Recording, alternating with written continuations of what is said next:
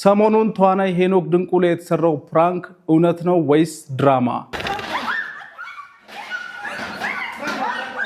በጣም ብዙዎችን ያስገረመው የተዋናይት ማርያማዊት አባተ ድርጊት ሶሻል ሚዲያ ላይ በጣም አነጋጋሪ ሆኗል።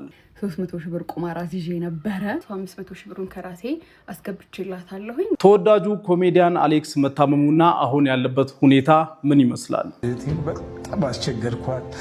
አንዳንዴ በራሴ እፈተዋለሁ ያልኩት ነገር ትንሽ ከባድ ነው። ኮሜዲያን እሸቱ ከቤተ ክርስቲያን አባቶች ለቀረበበት ቅሬታ መልስ ሰጥቷል። በዚህ ጉዳይ እኔም የምለው ነገር አለ። ትልቅ ትምህርት አግኝቻለሁ። ይሄንን በትክክል እቀበላለሁ። ለዚህም ያው ቅድም እንዳልኩት በእግዚአብሔር ስም ይቅርታ እጠይቃለሁ። እነዚህ ዛሬ ከምንነጋገርባቸው ጉዳዮች ውስጥ ዋነኞቹ ናቸው። ሰላም፣ እንዴት ናችሁ? ቻናሌ ቤተሰቦች፣ የዛሬው 15000 ብር የሚያሸልም ጥያቄ ነው። በጣም የተለየ ጥያቄ ነው እና ቀላል ነው፣ ትመልሱታላችሁ እርግጠኛ ነኝ። ጥያቄውን በዚህ ቪዲዮ ታገኛላችሁ። አክቹአሊ መልሱንም በዚህ ቪዲዮ ነግሬያችሁ ድጋሚ ነው የምጠይቃችሁ። በትክክል ከመለሱ ሰዎች ውስጥ አንድ ሰው ተመርጦ 15000 ብር ይሸለማል። ዛሬም እንደተለመደው ሰሞኑን ሶሻል ሚዲያ ላይ አነጋጋሪ የሆኑ ጉዳዮችን ይዤላችሁ መጥቻለሁ። ለዚህ ቻናል አዲስ የሆናችሁ ሰዎች ሰብስክራይብ ማድረጋችሁን በፍጹም እንዳትረሱ። እንደተለመደው ሁላችሁም ይህን ቪዲዮ ላይክ አድርጋችሁ ጀምሩ። ይህ ዳሎል ኢንተርቴይንመንት ነው።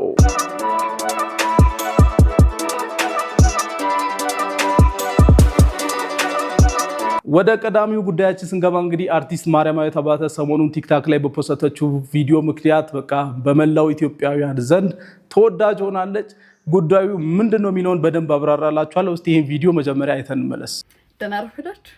ደማይንድ ባይነ ጠላፍሊስ ከቅዳሴ መምጣቴ ነው። ትላንትና ፒኤስጂን ብዬ 300 ሺህ ብር ቁማር አዝዤ ነበረ እና በልተነዋል። እና ምን ልላችሁ ነው የበላሁትን የቁማር ብር ከራሴ ብር ጋር ስለማላነካካው ምን እናድርገው ልላችሁ ነው። ብሩን ለቤተክርስቲያን መግባት የሚችል አይመስለኝም። አሪፍ ሀሳብ አምጡና ኮሜንት ላይ መርጠን ከዛ ውስጥ ለአንዱ ነገር እናደርገዋለን ብሩን። ቴንክ ዩ ፒኤስጂ። ነገ ደግሞ ጾመ ሐዋርያት ይጀምራል። የሰኔ ጾም መልካም ጾም ይሁንልን ለሁላችንም። መልካም ቀን። ወዳችኋለሁ። አሪፍ ኮሜንት ጻፉ። ባይ። እዚህ ቪዲዮ ላይ እንግዲህ የአውሮፓ ቻምፒዮንስ ሊግ የፍጻሜ ጨዋታ ላይ የራሷን ግምት አስቀምጣ እንግዲህ ገንዘብም ቁማር አስይዛ እንደነበር ተናግራለች። ቁማር እንዳታስይዙ፣ በዚህ አጋጣሚ ቁማርን ፕሮሞት ለማድረግ አይደለም ጉዳዩ። ግን እሷ ይሄንን በቁማር ያገኘችውን ገንዘብ ለራሷ መውሰድ እንደማትፈልግና ሶሻል ሚዲያ ላይ ያሉ ሰዎች ምን ይላሉ የሚለውን ማወቅና ከዛ በኋላ እነሱ ለሚፈልጉት ነገር ገንዘቡ እንዲውል ጠየቀቻቸው ማለት ነው። እና በጣም ብዙ ሰው ሰሞኑን ቲክታክ ላይ በጣም አነጋጋሪ የነበረች አንዲት እናት አለች። እሷ ትረዳልን፣ ለእሷ ገንዘቡ ይሰጥ ብለው ህዝቡ እንግዲህ በጣም ብዙ ሰው እንትን ሲል ነበረ። ለማንኛውም እሷ ከዛ በኋላ ያደረገችው ነገር ነው ብዙዎችን ያስገረመው። ምንድን ያደረገችው በገንዘቡ የሚለውን እስቲ አንዴ ሰምተን እንመለስ። ደህና ዋላችሁ። የብሩ መጨረሻ እያላችሁ ነበረ።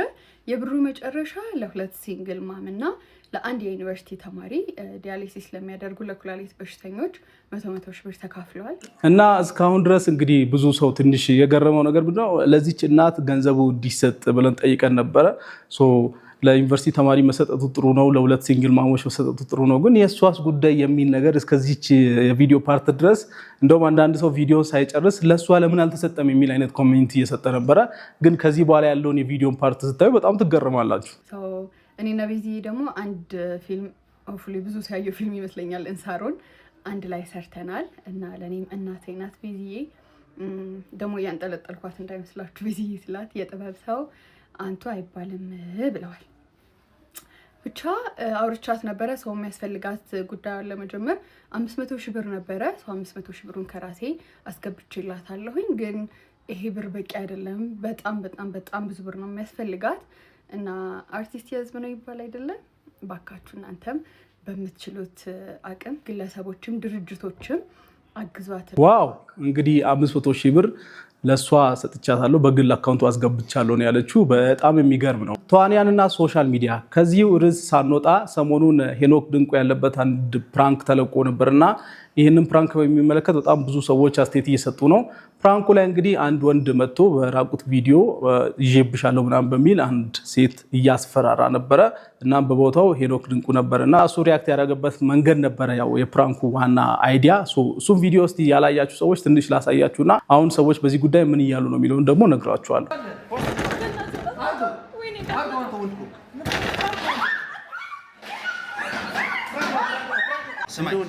እንደ ወንድና የሱ የፈለገ ነገር ብትበድልህ ራቁት ቪዲዮ ይዘህ እሷን ማስፈራራት ይሄ ነገር ቢፖሰት ብዙ ነገር ታውቃለህ። አሁን ከተማው ላይ አይደል ብዙ ሰዎች ራሳቸውን አጥፍተዋል በዚህ ምክንያት።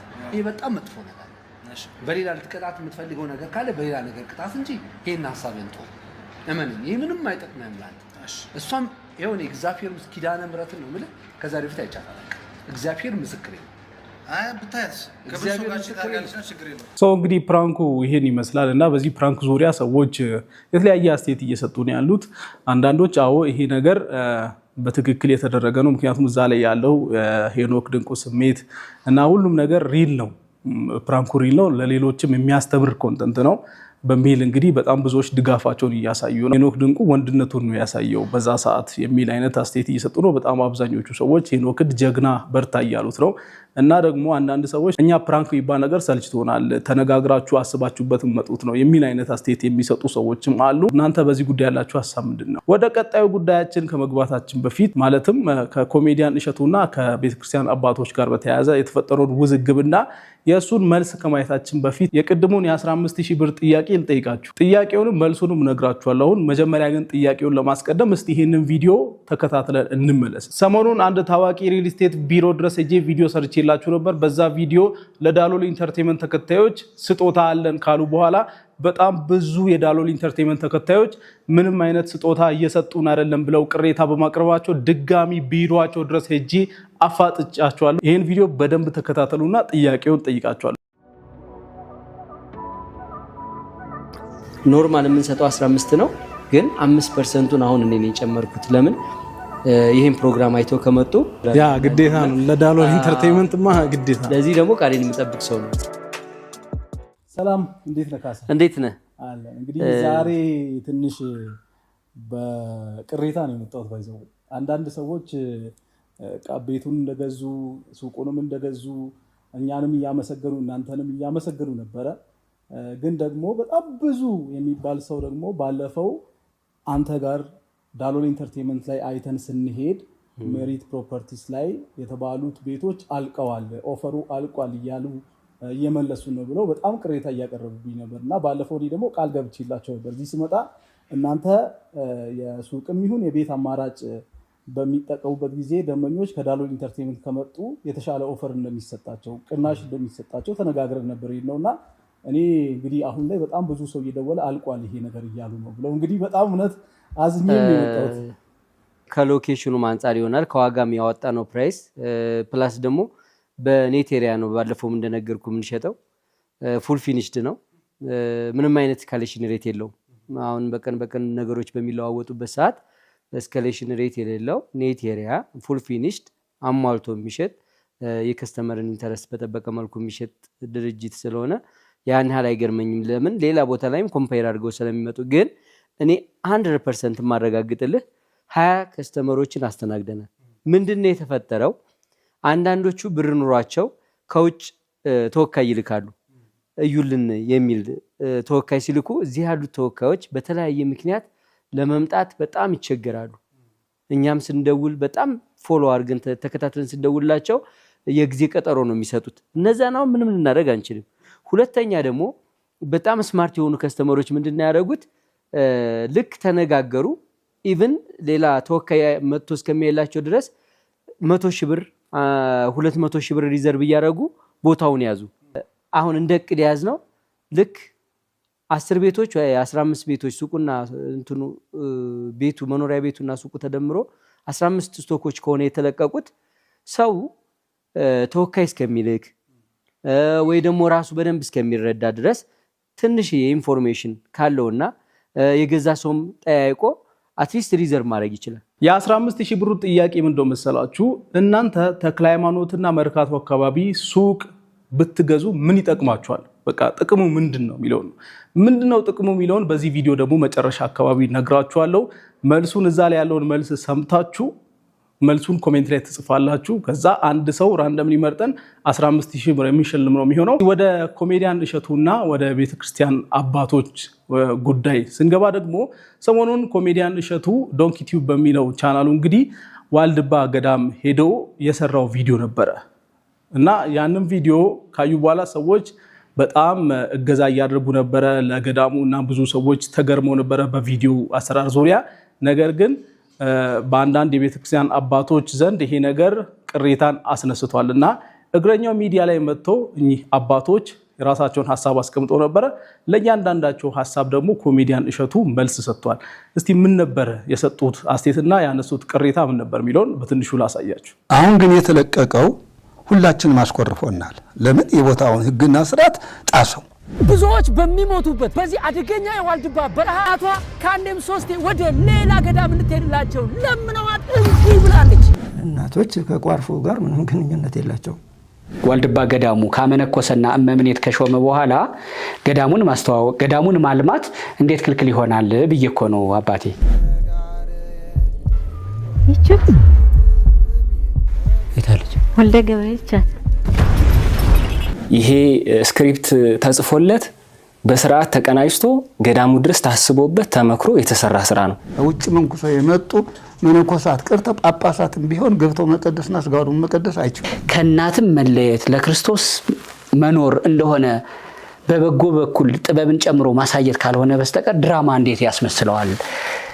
ከአራቱ አፍላጋት ውጭ የተወገዘች ቦታ እንኳን ሴት ቀርቶ ስምረት ያልተገባ ስጋው ደግሞ እዚያ ቦታ ላይ አይቀም። ይሄ የክርስትና ዲሲፕሊን ወይም ደግሞ ቤተክርስቲያናዊ ስነ ምግባር የሚባለውን የተላበሰ ነው ብዬም አላስብም። እንግዲህ ኮሜዲያን እሸቱ ከዚህ ጉዳይ ጋር ተያይዞ የራሱን መልስ ደግሞ እየሰጠ አንድ ቪዲዮ ዶንኪ ቲዩብ ላይ ድጋሚ ይለቋል። እሱ ቪዲዮ እስቲ በትንሹ ላሳያችሁ። ምን ብሎ ነው መልስ የሰጠው የሚለውን እስቲ አንዴ ሰምተን እንመለስ። ያን ያክል ፕሮሞት ለማድረግ እዛ ውስጥ ገብቶ መንፈሳችን ተሰብሮ እያዘን የአባቶቻችን ህይወት የእናቶቻችን ህይወት እያሰበን እጅህን እያወናጨፍክ በተለያየ መልኩ ህብረተሰቡን ምዕመኑ ሊይዝ በሚችል መልኩ የተለያየ ካራክተር እየተጠቀምክ ኦዲየንሱን መያዝ አለብህ ብዬ አላምን። እዚህ ቪዲዮ ላይ ኢንትሮ ላይ የተጠቀምኩት የድምጽ መጠን ቃላቴ አባባሌ ልክ ሌሎች ዓለማዊ ቪዲዮዎች ላይ እንደምንጠቀመው አይነት የድምጽ መጠን ነውና ገዳም መንፈሳዊ ቦታ እንደመሆኑ እንዲህ አይነት ነገር እንዴት እዚህ መንፈሳዊ ቦታ ላይ ይሰራል የሚለውን የአባታችንን ጥያቄ 100% እቀበላለሁ። ብዙዎች በሚሞቱበት በዚህ አደገኛ የዋልድባ በረሃ እናቷ ከአንዴም ሶስቴ ወደ ሌላ ገዳም እንድትሄድላቸው ለምነዋል። አባቶች እዚህ ጋር አሁን ያየነውን በጣም ጄን እያወራጨው ጮክ እያልኩ ስለ ገዳሙ መግቢያ ቪዲዮ የሰራውበት ቦታ ገዳም ውስጥ አይደለም አባቶቼ። ከገዳሙ በጣም ብዙ ኪሎ ሜትር ርቀት ገና መንገድ ላይ እያለን ነው። ገና ወደ ገዳሙ እየሄድን በትንሹ ከ5 ኪሎ ሜትር በላይ ርቀት ላይ ሆነን ተራራውን ስናየው በጣም አመቺ ስለሆነ እዛ ጋ ነው ይሄንን ኢንትሮ የሰራሁት። ስቲል ቪዲዮ ላይ ምንም ቢሆን የቤተ ክርስቲያን ቪዲዮ የገዳም ቪዲዮ በመሆኑ ምክንያት ይህንን ያክል ድምፅ ቪዲዮ ላይ ማስገባት አልነበረብኝም የሚል አይነት ሀሳብ ሰጥቶ ይቅርታም በዚህ ጉዳይ ጠይቋል ማለት ነው። እንደዚህ እየጮኩ ጄን እያወናጨፍኩ የገዳም ቪዲዮ መስራት እንደሌለብኝ ትልቅ ትምህርት አግኝቻለሁ። ይሄንን በትክክል እቀበላለሁ። ለዚህም ያው ቅድም እንዳልኩት በእግዚአብሔር ስም ይቅርታ እጠይቃለሁ። እና እንግዲህ እንደዚህ አይነት ነገሮች ሶሻል ሚዲያ ላይ በጣም ሌላ ውዝግብ የሚያስነሱ ነገሮች ሆነዋል። የቤተክርስቲያን ጉዳዮች ከቤተክርስቲያን ጋር የተያያዙ ነገሮችም እንደ አጀንዳ ደግሞ ሶሻል ሚዲያ ላይ እየተነሱ ነው። እኔ እንደ አጠቃላይ እንደዚህ አይነት ነገሮችን በሚዲያ በቃ እንደ አጠቃላይ ሚዲያ ላይ ባይነሱ ማለት ቅሬታዎችም ሁሉም ነገር በውስጥ በኩል ቢሆን ብዬ አምናለሁ። ምክንያቱም እያንዳንዱ እኔ የእስልምናም እምነት የክርስትናም እምነት የትኛውም እምነት ላይ ያሉ ሰዎች ምንም አይነት ነገር ሲኖር ከሃይማኖቱ ጋር በተያያዘ ሚዲያ ላይ ያለው ሃይማኖት የሚባል ነገር ጭራሽ የለም ብሎ የሚያስብ ሰው ሁላ ያለበት ቦታ ስለሆነ በሶሻል ሚዲያ አንዱ ለአንዱ መልስ መስጠቱ እና ምናምን እኔ ብዙም አልደግፍም። ሃይማኖት በጣም ኢምፖርታንት ነው። እስልምናም ክርስትናም ሁሉም ሃይማኖት ኢምፖርታንት ነው። ስለዚህ ወጣቱ በትምህርት ቤት የማይማረው ነገር የሚማርበት አንዱ ቦታ እምነት ቦታ ነው። ስለዚህ እንደዚህ አይነት ነገሮችን በሶሻል ሚዲያ ከምናደርግ ይልቅ በውስጥ ብናደርጋቸው የሚል ሐሳብ አለኝ እና እናንተ በዚህ ጉዳይ ያላችሁ ሐሳብ ምንድነው? እስቲ ኮሜንት ላይ ያስቀምጣችሁልኝ። ከኮሜዲያን አሌክስ ጋር በተያያዘ ኮሜዲያን አሌክስ አሁን ያለበት ሁኔታ ትንሽ ከበድ ያለ ስለሆነ ከሱ ጋር በተያያዘ ሁላችንም አቻሬ ጫማ ሜል ዩቲዩብ ቻናል ላይ ገብተን ሙሉ ኢንተርቪውን አይተን የሚያስፈልገውንም ነገር ብናደርግለት የሚል ሐሳብ አለኝ። በጣም ቤተሰቦች በጣም አንድ እህቴን በጣም አስቸገርኳት። አንዳንዴ በራሴ እፈተዋለሁ ያልኩት ነገር ትንሽ ከባድ ይከብዳል። ያው ፈተና ነው። የኮሜዲያንና የአርቲስቶቻችን ነገር ደግሞ በጣም ከባድ ሆኗል። ምንድነው የሚሻለው? እና በጣም እንግዲህ የተለያዩ የጥበብ ሰዎች እንደዚህ አይነት ሁኔታ ውስጥ እየገቡ ነው። በተደጋጋሚ እየታመሙ እያጣናቸውም ነው እና እንደ ህዝብ ማድረግ ያለብንን ነገር እያደረገን ከጤና ጋር የተያያዘም ነገር በደንብ አዌርነስ ክሬት መደረግ አለበት ብዬ አስባለሁ።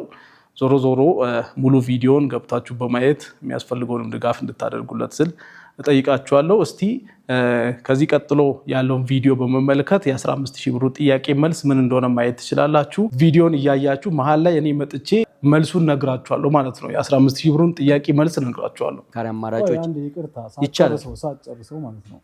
እኛ እንግዲህ ከዳሎል ኢንተርቴይንመንት በምንመጣበት ጊዜ አንደኛ የምንመጣበት ምክንያት ስለ ሜሪት ፕሮፐርቲስ አሁን ስላሉ ቤቶች ገለጻ ለመስጠት ነው።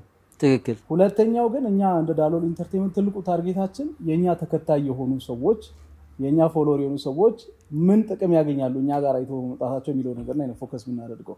እንደ ሚዲያ እኛ እናንተ መጠየቅ ያለብንን ነገር የት ነው ቦታው ያለው፣ ምን አይነት ቤቶች አሏችሁ፣ ዋጋው ስንት ነው የሚለውን ነገር በደንብ ዲስከስ አድርገን ስለ ሁሉን ነገር አውርተናል። ነገር ግን በዋነኝነት የኛ ፎከስ እኛ ዳሎል ኢንተርቴይንመንት ላይ አይቶ ለሚመጡ ሰዎች ምን አይነት የተሻለ ኦፈር አለ የሚለውን ተነጋግረን ነው። ግን አንተ ያው ለ20 ሰዎች ብቻ ብትልም ቢያንስ እንደውም እኛን ቀድማችሁ ብታሳውቁን እኛ ቶሎ ፈጥነንም ማስታወቂያ እንድንሰራላቸው አሁን በጣም የተከፉ ሰዎች ስላሉ ማለት ነው። ሱቅ ደግሞ አንዴ ካመለጣቸው ድጋሚ የማይገኝ እድል መሆኑን የሚረዱ ብዙ ሰዎች አሉ። እንደ ተክለ ሃይማኖት አይነት ኤሪያ ላይ ደግሞ ሱቅ አንዴ እኔ ቆይ ተወካይ ስልክ ተወካይ ሳይደርስ ምናምን ብሎ በጣም የሚቆጩ ሰዎች አሉ እና አሁንም ምናልባት ይህንን ነገር በምን ማስተካከል ይችላል? ከዚህ በኋላ የሚመጡ ሰዎችስ ምን የተለየ ነገር ያገኛሉ? የኛ ቀጥታ ጥያቄያችን ከዳሎል ኢንተርቴይንመንት የሚመጡ ሰዎች አሁንስ ምን የተለየ ነገር ያገኛሉ እኛ ጋር አይተው መምጣታቸው ነው። በጣም ጥሩ። አሁን ምንድነው ያዘጋጀነው መሰለህ? በጣም ጥሩ ሐሳብ ነው ያነሳው። ለምን እንደሆነ ታውቃለህ? ከስተመር ሲመጣ ሙሉ ክፍያ ይዞ ብቻ ላይ መጣ ይችላል። እንዳልኩ ቅድም እንዳነሳውልህ አሁን ምንድነው የምናደርገው? ለዚህ ለተወሰኑ ቤቶች ለለቀነውና ሱቆችንና መኖሪያ ቤቶች ላይ የተወሰኑ ስለሆኑ አሁንም ስቶኮቹ ሪዘርቭ ማድረግ ይችላሉ። እያወሩ ተወካይ እስከሚመጣላቸው የተወሰነ ሪዘርቭ አድርገው አትሊስት እንኳን ራን ማድረግ ካልቻሉ አውቶማቲካሊ ብራቸው ደረሰ ስላልተቆረጠ ስለሚመለስላቸው ማለት ነው። ስለዚህ ሪዘርቭ ያደርጉና ነገሮችን ቀስ ብለው በሂደት ማስኬድ ይችላሉ። ያ ትልቅ ኦፕሽን ነው። አሁንም እኔ የምነግረው ሁለተኛው ዙር ላይ አሁን ይሄኛው ላይ ፕሮግራም ላይ በእርግጠኝነት የተወሰኑ ሊሚትድ ስቶኮች ናቸው ያሉት። ለምንድን ነው ይሄን ያደረግነው? የተንዛሳ ስቶክ ይዘን 3 4 ዓመት 5 ዓመት ከምናሸጋግር በደንብ ምጥን ያለ ትረስትን ተአማኝነትን የሚያረጋግጥ እያንዳንዱ ፕሮጀክት ታይም ፍሬም ተቀምጦለት ያልተንዛዛ ሆኖ እንዲያልቅ ነው የምንፈልገው። ከዛ እንኳያ ያለን ስቶክ ሊሚትድ ነው ማለት ነው። ሶ ሊሚትድ ከሆነና ትንሽ ስቶኮች ከሆነ ያሉን የምናዳርሰው ለትንሽ ሰው ነው። ግን እኛ በኋላ ላይ በደንብ እዚህ ጋር የገዛ ሰው ሌላ ቦታ ላውንች ስናደርግ መጀመሪያ የሚጠቀመው እዚህ ያለ ሰው ነው። መጀመሪያ ሁሉም ላይ እየደወልን አክሰስ የምንሰጠው ለነሱ ነውና ይህን እንዲረዱን እንፈልጋለን በመጀመሪያ። ሁለተኛ አሁን እንደ እቅድ ያዝነው ልክ 10 ቤቶች ወይ 15 ቤቶች ሱቁና እንትኑ ቤቱ መኖሪያ ቤቱና ሱቁ ተደምሮ 15 ስቶኮች ከሆነ የተለቀቁት ሰው ተወካይ እስከሚልክ ወይ ደግሞ ራሱ በደንብ እስከሚረዳ ድረስ ትንሽ የኢንፎርሜሽን ካለውና የገዛ ሰውም ጠያይቆ አትሊስት ሪዘርቭ ማድረግ ይችላል። ሪዘርቬሽን ማለት እኛ አሁን ይሄንን ማስይዘው መረጃዎችን ለመጠየቅ በደንብ ተወካይ መጥቶ እስከሚያይልኝ ድረስ ሪዘርቭ ይደረግ። አለስ ልክ ሪዘርቬሽኑ ራን የሚያደርገው ተወካዩ መጥቶ አፕሩቭ አድርጎ እኔም ያለኝን ኮሌክት አድርጌ እስከምከፍል ነው ማለት ይችላል። እሱን እድል እንዲጠቀሙበት ብቻ ነው ያለው። ሰው ደግሞ ዳይሬክት መጥቶ ከጨረሰው ግን ምንም ማድረግ አይቻልም። ዞሮ ግን አፍተር ኦል ያለንን ስቶክ ትንሽ በመሆኑን እንዲረዱልን ብቻ ነው የምፈልገው። እንግዲህ በተደጋጋሚ ያሉን ቤቶች ያለው የሱቅ አማራጭ በጣም ጥቂት ነው እያልክ ነውና፣ ትክክል። እሺ አሁን ለመወሰን ለሚያስብ ሰው ምን አይነት ቤት አማራጮችና ምን አይነት ሱቆች አሉ? በቃ አሁን ይሄን የተወሰኑ ናቸው ብያለሁ። መኖሪያ ቤቱም እንደምታየው ፒያሳ ላይ ነው። አሁን ፒያሳ ላይ ከሌላዎቹ ቦታ በተሻለ በደንብ ኮሪደር ልማቱ 80% መንግስት በደንብ ፎከስ አድርጎበት ኦልሞስት 80%ን ፈሰስ ያደረገው ፒያሳ ላይ ነው። አድዋ 00ን ጨምሮ ይሄ አራዳ ፓርክ፣ ፍሬንድሺፕ ፓርክ ሙሉን እዛ አካባቢ ያለው ልማት በጣም የሚያስገርም ነው። ሶ የኛ ሳይት ደግሞ በአጋጣሚ ከአራዳ ፓርክ ፊት ለፊት ከፍሬንድሺፕ ፓርክ ጀርባ ነው ያለው።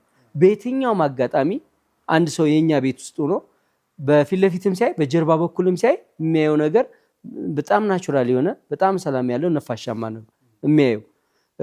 ኢቭን መኪናውን ፓርክ አድርጎ ወጣ ብሎ ወክ የሚያደርግበት አጋጣሚ እንቅስቃሴዎችን የሚያዘወትርበት አጋጣሚ ይኖራል። ለምን? ከፊት ለፊቱ ያለው ከግራና ቀኙ ፓርክ ስለሆነ ዋና መንገድ የሚያዘ ስለሆነ ሁሉም ሰው በቀላሉ ኢዚሊ ሮድ አክሰስ የሚያገኝበት ስለሆነ አሁን ይህን ካልኩ ለምንድን ነው ታዲያ የኛ በጣም ተመራጭ ነው ከተባለ፣ ለምሳሌ ፒያሳ ላይ 7 ሚሊዮን ብር ባለ 2 መኝታ ቤት ነው የምንሸጠው። 7 ሚሊዮን ብር ቀስ ብዬ ልከፍል ካለ ደግሞ ከ1 ሚሊዮን ብር ጀምሮ መክፈል ይችላል። ሶ ይሄንን እድል ሁሉም ሰው መጠቀም ይችላል። ያለን ስቶክ እንዳልኩ 2 ብሎክ ነው፣ ሊሚትድ ነው። ኢቭን አሁን እየተሻማነ ያለ ነው የስታፉን ነው። ስለዚህ ይሄንን ደንበኛ እንዲረዳልን እንፈልጋለን። ማንኛውም ሰው እኛ ጋር መጥቶ ደስ ብሎት በደንብ ተደስቶ እንዲወጣ ነው የምንፈልገው። ስለዚህ ያንን ኮንሲደር በማድረግ ሱቆቹም አክቹአሊ ዲል እያደረግን የነበረው ትልልቅ ካምፓኒዎች ጋር ነው። ከፊት ለፊት ሳይድ ያሉ 22 ካሬ እና 32 ካሬ አማራጮች ናቸው።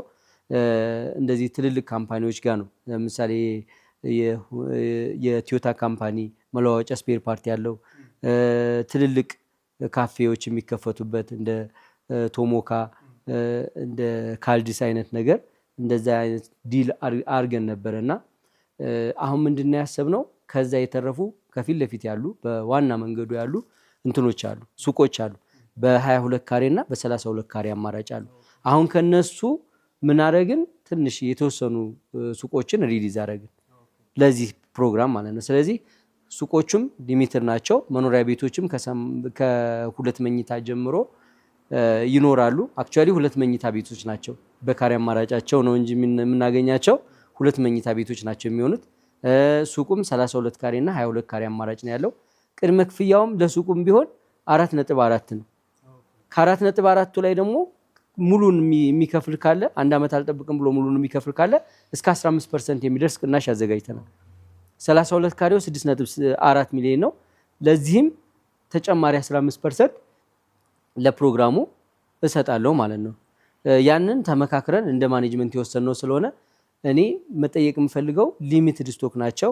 ስትመጡ እንደዚህ የተወካይ ወይም ደግሞ እዛ ሆኖ ገንዘቡን የመፈላለግ ነገር ምናምን ካለ ሪዘርቭ አድርጋችሁ እኛ ደግሞ ለእናንተን ሪስፔክት አድርገን እስከምታገኙ እስከምታሟሉ ድረስ አትሊስት የተወሰነ ቀናቱን ሰጥተን የምትጨርሱበትን አጋጣሚ ስለምንሰጥ እድሉን ስለምንሰጥ ያንን ብቻ እንድትጠቀሙበት ብዬ ማስተላለፍ ፈልጋለሁ። ድጋሚ ነገር እንደዚህ አይነት ነገር እንዳይመጣ ማለት ነው። እንግዲህ ተመልካቾቻችን እንደሰማችሁት ነው። ከዚህ በፊት የተፈጠረውን ነገር እኛም አይተናል። እኛም በቅርበት ተከታትለን እንደዚህ ቤቶች ሲያልቁ ሱቁ ሲያልቅ ለእናንተ ማሳወቅ ነበረብን።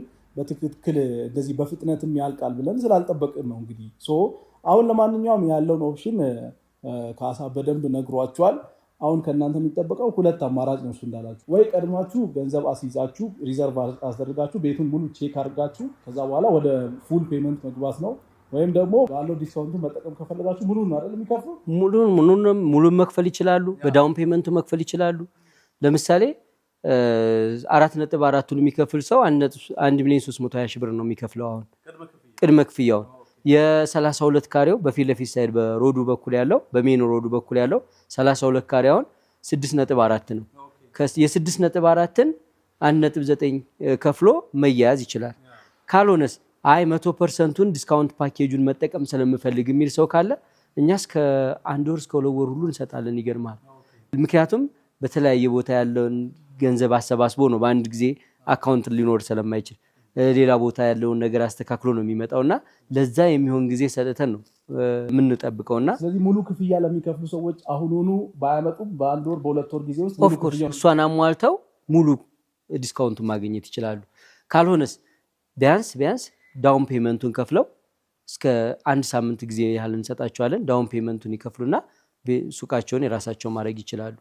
አሁን ምንድነው የተፈጠረው? እዛ አካባቢ ያሉት ነገሮች በኮሪደር ልማት ይነሳሉ። በእርግጠኝነት መንግስት ወደዛ ይዞራል። አሁን መርካቶ እንደ አዲስ ነው የምትሰራውና እዚህ ላይ መያዛቸው ሙሉ ላይ መያዛቸው አድቫንቴጁ እዛ አካባቢ ላይ ትርምስ ሲፈጠር ቀጥታ የነሱ ረንታል ቫልዩም ይሁን ሪሴል ቫልዩም በደንብ ይጨምርላቸዋል።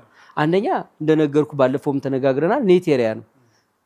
ኢቭን 22 ካሬውን የገዛ ሰው እኮ 11 አድርጎ 2 ሱቅ አድርጎ መጠቀም ይችላል። 32 ካሬውን 16 አድርጎ ለምን ኔት ኤሪያ ስለሆነ ኮመን ኤሪያ ምናምን የሊፍት የደረጃውን አናስጠቅምም።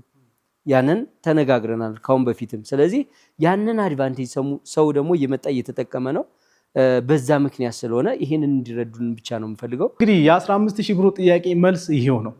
ተክለ ሃይማኖትና መርካቶ አካባቢ ማለት ከዚህ በኋላ ኢትዮጵያ ውስጥ ብቻ አይደለም በአፍሪካ ደረጃ በጣም ኃይለኛ የግብይት ቦታ ነው የሚሆነው። አሁንም እንደዛው ነው፣ ግን መርካቶ ድጋሚ ትሰራለች። እዛ አካባቢ እናንተ ሱቅ አላችሁ ማለት አንደኛው ጥቅም ከፈለጋችሁ ትነግዱበታላችሁ፣ የፈለጋችሁትን ነገር ብታደርጉ በጣም አትራፊ ትሆኑበታላችሁ። ሁለተኛው ደግሞ ያንን ሱቅ ለአከራይ ብትሉ ራሱ በጣም በውድ ዋጋ ነው የምታከራዩት። ስለዚህ ይህንን መልስ እንግዲህ ኮሜንት ላይ ጻፉ።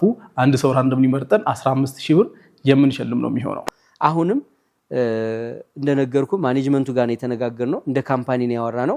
የተወሰኑ ስቶኮችን ሱቆችን 22 ካሬ እና 32 ካሬ ቤቱን ደግሞ ባለ 2 መኝታ ቤቶችን ሪሊዝ አድርገናል ማለት ነው። በጣም አመሰግናለሁ። በነገራችን ላይ ስለ ኮሪደር ልማት ስታነሳ ይሄ አካባቢውን ኮሪደር ልማት ሲሰራ የእናንተ ሳይት ያለበት ቦታ ጥናት ተደርጎ ነው ከዚህ በፊት ኮሪደር ልማት በሚገባ በማስተር ፕላኑ መሰረት ነው። የትኛውም ኮንስትራክሽን ባለሙያ ያለ ሰው ወይም ደግሞ ሳይት ፕላን በደንብ የሚችል ሰው መጥቶ ማየት ይችላል። አሁን በአዲሱ ማስተር ፕላን መሰረት ነው የወሰድነው እኛ። ስለዚህ ስንገነባም ይሄን ያክል ሞል 6782 ካሬ ላይ ያረፈ ነው። ይሄን ያህል ልንገነባ አሁን ራሱ እየተገነባ ስለሆነ በማስተር ፕላኑ መሰረት ነው ይሄን ነው። ስለዚህ ያንን ታሳቢ ያደረገ ነው አክቹአሊ። ስለዚህ እዛ አካባቢ ያሉ ኮንቴነሮች እንደዚህ ከአስፓልት ፊት ለፊት ያሉ ነገሮች በሙሉ ተነሽ ናቸው ይጠረጋሉ። ስለዚህ እንደዛ በሚሆንበት ሰዓት የተረጋጋ ማርኬት ይዘህ ወይም ደግሞ የተረጋጋ ገበያህን ማንቀሳቀስ እንድትችል ነው። ስለዚህ ቀድሞ መያዝ ፈርስት ካም ፈርስት ሰርቭ ነው የምንለው ሁሌም፣ እዛም ላይ ይሰራል አክቹአሊ። ስለዚህ በዛ መሰረት እንዲያዩልን ነው። እንግዲህ በሰፊው ደግሞ ሜሪ ፕሮፐርቲ በደንብ በሰፊው እየሄደበት ያለ ፕሮጀክት አለ። በጣም ኮምፓውንድ ሆኖ ቢያንስ ረዘም ያለ ጊዜ ወስዶ የሚገነባው እጅግ ኮምፓውንድ መሀል ከተማ ላይ ምን ወስዶ ቦታ ይኖራል።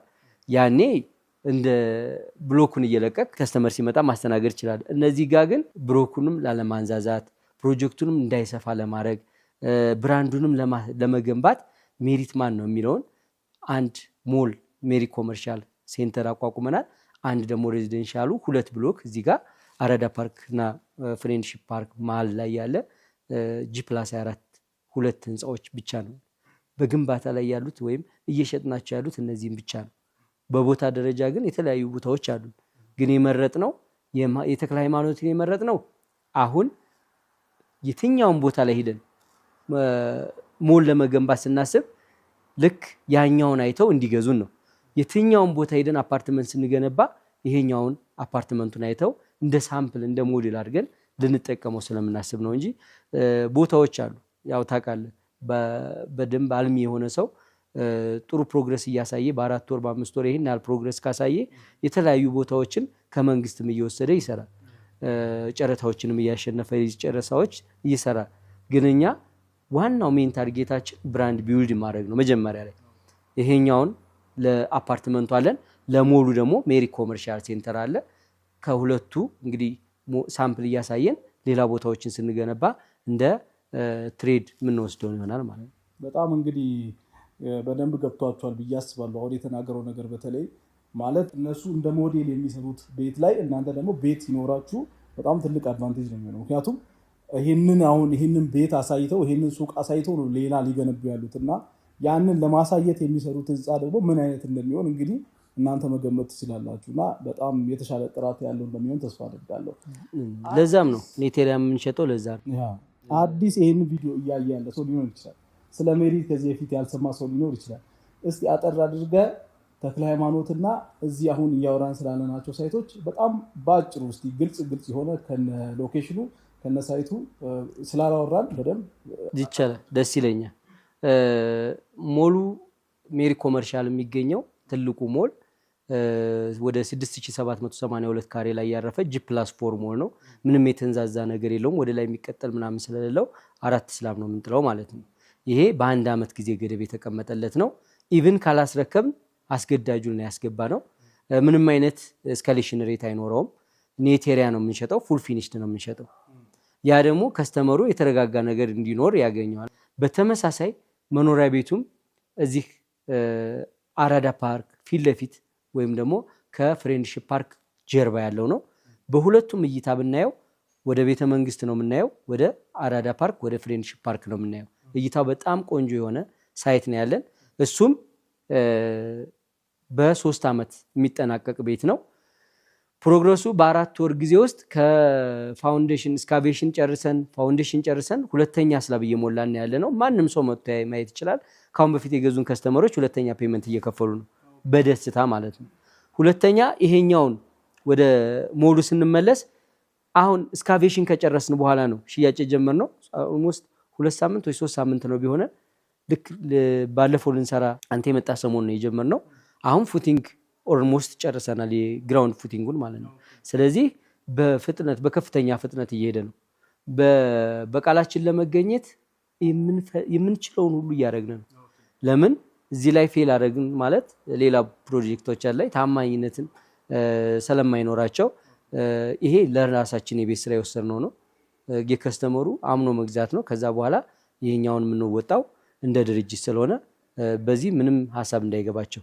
1 ዓመት ነው የመረከቢያ ጊዜ፣ ይሄኛው 2-3 ዓመት ነው የሚለው። ግን እኛ የጊዜ ገደቡን ስናስቀምጥ እስከ 2 ዓመት ተኩል ለማስረከብ ነው። 2 ህንፃ ስለሆነ አሁን ሁለተኛ ስላብ ደርሰናል።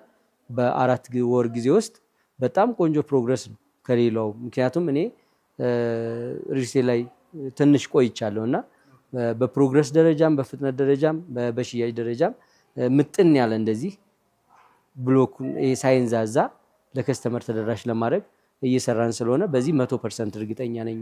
በጣም እናመሰግናለን። እንግዲህ አሁን እነዚህን ቤቶች እና እነዚህን አሁን ሱቆች ለማግኘት ሰዎች እናንተ በምን ማግኘት ይችላሉ? ታች ቁጥር አስቀምጣለሁ፣ መደወል ይችላሉ።